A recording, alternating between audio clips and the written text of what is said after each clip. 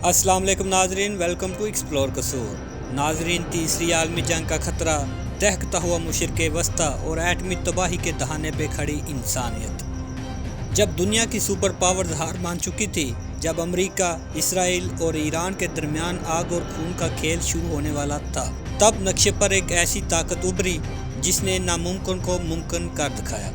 आज पूरी social media पर, इंटरनेशनल मीडिया पर सिर्फ दो ही नामों के चर्चे हैं। पहला है पाकिस्तान और दूसरा मियां मोहम्मद शहबाज शरीफ। Now dominating the headlines as a key mediator is Pakistan. Pakistan. Pakistan. Pakistan. Pakistan. Pakistan. नाजरीन, एक तरफ जहां पाकिस्तान की सफारतकारी ने ईरान, अमेरिका और इसराइल के दरमियान जंग के बादलों को छट दिया है, वहीं सरहद पार भारत का गोदी मीडिया अपनी नाकामियों पर चीख रहा है।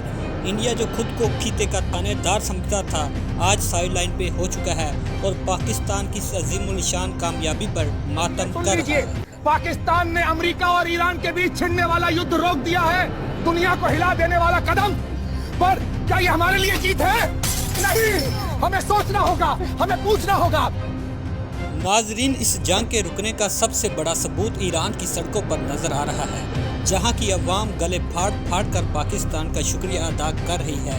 ये महज सियासत नहीं, ये वो इस्लामी भाईचारा और आलमी अमन के लिए पाकिस्तान की वो कोशिश है जिसने तीसरी आलमी जंग के खतरे को टाल दिया है।